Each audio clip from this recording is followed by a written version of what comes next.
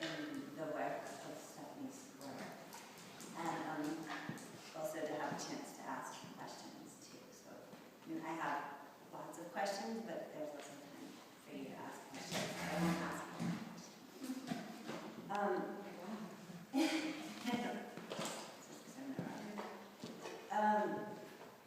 Actually, I wondered if you could just kind of briefly give us like a history context of yourself. I know, we don't have to, but I just thought it would be nice because people here kind of don't know you and don't know where you're coming from and why or where. Well, I did start dancing young, but it was modern dance, not ballet, and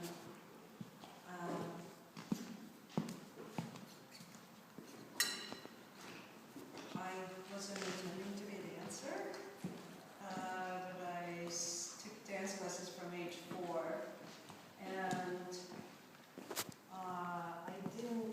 I studied modern dance. I was talking about this with Megan today. In the town where I grew up, there was a dance teacher named William Fenster who had studied Graham and yoga and had done the Mabel Todd work on the thinking body. So she taught us a kind of a Graham-based technique, but she also gave us some imagery that was kind of like imagery from the Todd work, like that we would lie on the floor and imagine that we were a bag of sand with a hole in it and the sand was running into the bag, or that we were an old suit jacket. And so I had from an early age a sort of familiarity with working with imagery, as well as kind of traditional Graham-based modern dance. And then at the end of class, we would make our own little dances. We would have about 15 minutes, and we would get together with a couple other people in the class, and we'd make a little dance. And then we show the dances. And so I'm very grateful for that because, because I learned, as I learned dance, I also was making up movements, so it wasn't like a big leap from going from learning movement to creating movement. And I also was a serious classical pianist, studying piano. My parents didn't want me to go into either one. They didn't think that being an artist was a proper occupation for an intelligent person. So I wasn't encouraged to go into the arts, but I ended up studying academics in college and just I couldn't stick with it. And I realized in hindsight that I was searching for something else, and I ended up, after many stops and starts, deciding to focus on dance. It's a kind of interesting story because by then I was already 22 years old, and I studied at the Graham School quite a bit because I grew up near New York, and to me I didn't know there was anything else but Graham, and I saw the Graham performances, and I even had Martha Graham for a teacher for part of her class here or there. She would drop in and out.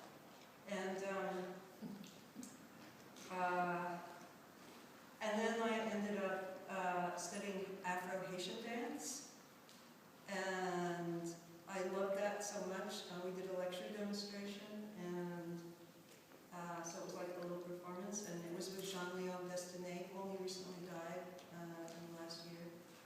And there were, we always would have a drummer in the dance class, and when we did the lecture demonstration, there were 2 more drummers. There were 3 drummers, and there was something about that drumming that was so transcendent that afterwards, my friend was in the audience, and I said, that's the most satisfying thing I've ever done. And she said, well, why don't you become a dancer? I said, okay. So it was it was a completely naive decision. I thought I might become a musician, and I called my old piano teacher, who had studied at Juilliard, and he had wanted me to be a concert pianist, but my mother wouldn't allow it, because she said it would take away from my homework. And so I said, I think I'm ready to go to conservatory, and he said, you're too old. And nobody told me I was too old to, to go back into dance, as a serious pursuit. And so I decided I would be a dancer, and I would, that's what I would focus on, because I was doing a lot of different things, and I wanted to just focus on one thing. And I was studying at the new dance group studio on 47th and Broadway in Manhattan. And the guy who ran the studio, I forget his name, he said, "Oh, so you're going to be a dancer?" Because I was taking class there, and he said, "I want to put you on the phone with someone." And so he dialed a number, and he handed me the phone, and on the other end of the line was Pearl Lang, who was a major soloist with Martha Graham, and left the Martha Graham company to form her own company, which looked just like a little mini Graham company. And I knew who she was. I had seen her perform, but I never met her. And he somehow thought that I should talk to Pearl Lang about being a dancer, and so Pearl Lang said, "Do you want to choreograph?" And I said, "Well, yeah, I guess so." I hadn't really thought about it. And she said it like this. She said, "Don't wait. Start now." And it was like the voice of the oracle. It was like the voice that we were just like, okay, that's what I should do. Start now. And that was like this huge thing. I don't know, just like penetrating thing.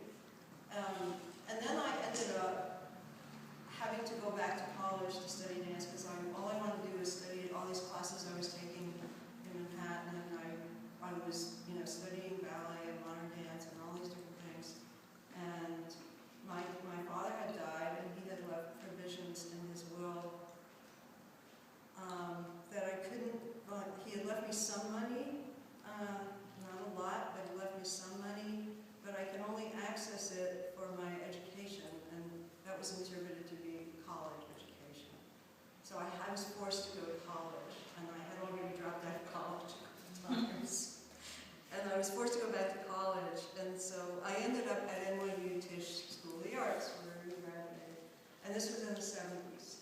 And I already had the equivalent of 2 years of academia, so I didn't need any more academics. I had been studying, when I was in and out of college, literature and philosophy and mathematics. And so I ended up at NYU, and actually, it ended up being a good thing, because the choreographing was part of the education to start choreographing. And when I started doing that, it was like, this is what I was meant to do. Just everything was all falling into place. And the faculty there was very encouraging, and they offered that if I stayed another year, they'd give me an MFA, which I think now is just unheard of to get an MFA in a year.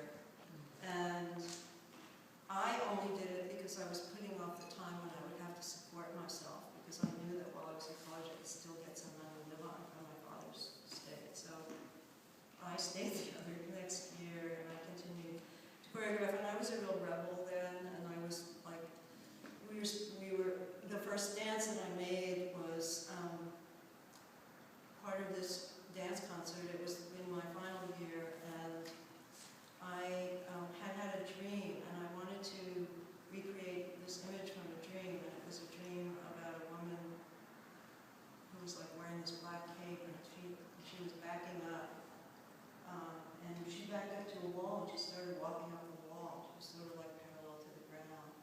And it was this really, I didn't know what it meant, but the first dance that I made was called Dracula, and it was about Dracula, the Dracula story, which I researched, that was before vampires became so popular.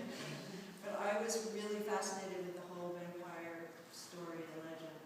And I read all the different versions, and I had a female Dracula, and I worked with performers that I was living with, who weren't actually students at the school, who were all dancers and actors, and those were the days when loft space was cheap, and we were living in Soho, and we had our own dance studio, and we ended up, as well as being in college, I also was heavily involved in creating our own kind of improvisation and performance events in our own studio.